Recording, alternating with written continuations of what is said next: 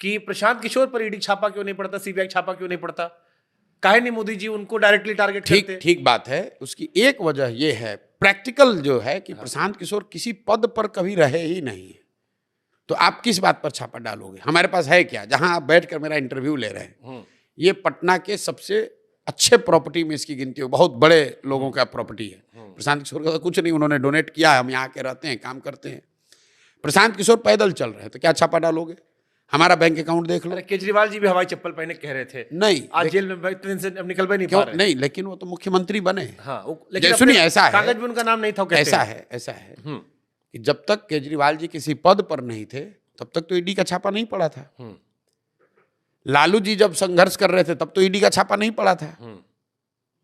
सोनिया गांधी पर तो ईडी का छापा नहीं पड़ा है, तो इसका मतलब है कि वो भाजपा के एजेंट हैं। अगर ईडी का छापा पड़ना ही सर्टिफिकेट है तब तो कांग्रेस के किस बड़े नेता के घर पर छापा पड़ा? जरा नाम बताइए तो हमको।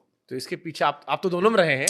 नहीं, आप मुझे बताइए ना भाई, अगर ईडी के छापा पड़ने को ही सर्टिफिकेट मान लिया जाए तो क्या सोनिया गांधी के घर पर, क्या कांग्रेस के कोषाध्यक्ष के घर पे, या कांग्रेस के किस बड़े नेता के घर पर ईडी का छापा पड़ा है? जरा बताइए तो। दिल्ली में हो सकता है पिछले दरवाजे कोई दोस्ती हो। अब फिर आप बताइए। आप अपनी बात अपनी जाल में खुद फंस गए। देखिए, बंगाल जो स्टेट वाली पार्टियां हैं, सेंट्रल पार्टियों, सुनिए देखिए, अब आप उछल के, भाई भाजपा को सबसे ज्यादा खतरा किससे है? कांग्रेस से है ना।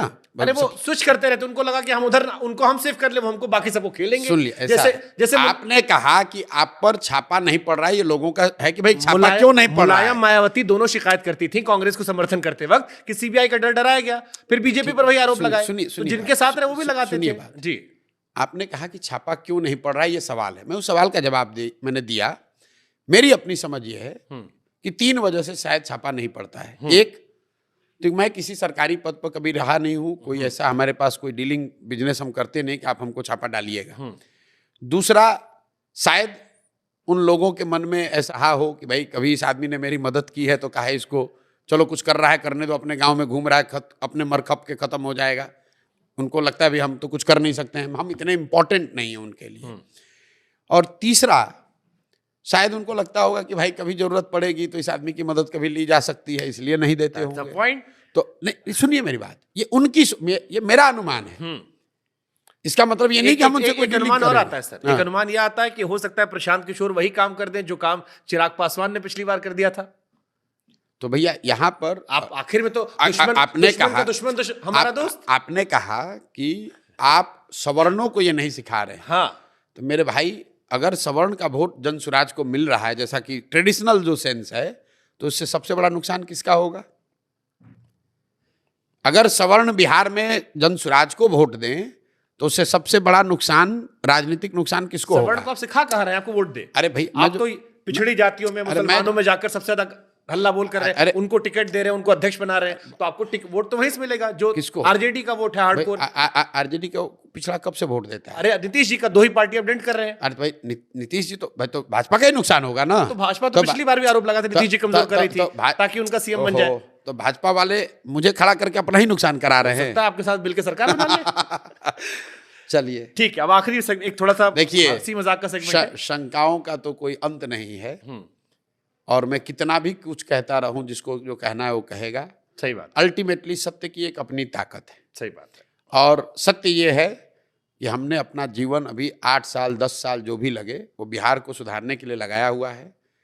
कोई भी प्रलोभन किसी भी तरह का वो मुझे इससे डिगा नहीं सकता है। ना कोई डर, ना कोई प्रलोभन, ना कोई प्रेशर मुझे इससे डिगा नहीं सकता है। मैं जो कर रहा हूं यही करता रहूंगा। आखिरी 1 मिनट, कुछ सवाल हमने रखे, इसमें 1 लाइन का जवाब आपको समझाना है। ये जनता के सवाल थे, बिहार को ज्यादा नुकसान किसने पहुंचाया, नीतीश जी ने या लालू तेजस्वी परिवार ने? दोनों ने मिलकर। इन दोनों से ज्यादा नुकसान बिहार को पहुंचाया है कांग्रेस और भाजपा ने, क्योंकि लोगों को ये पता नहीं है। लालू जी अपने दम पर सिर्फ बिहार एक ही बार जीते, नीतीश कुमार आज तक बिहार अपने दम पर नहीं जीत पाए। इन दोनों को जनता पर थोपे रखने की जिम्मेवारी जो है वो कांग्रेस की है। कांग्रेस ने चंद सांसदों के लालच में बिहार को लालू के हाथ में बेचा। आज भाजपा वही कर रही है। 12-15 सांसदों के लिए अपने समीकरण के लिए उन्होंने बिहार की जनता को नीतीश के हवाले करके छोड़ दिया है भुगतने के लिए। ठीक है, ज्यादा डेमोक्रेटिक कौन है, नरेंद्र मोदी या ममता बनर्जी? ज्यादा डेमोक्रेटिक कौन है? हमने कहा थोड़ा ट्विस्ट दे।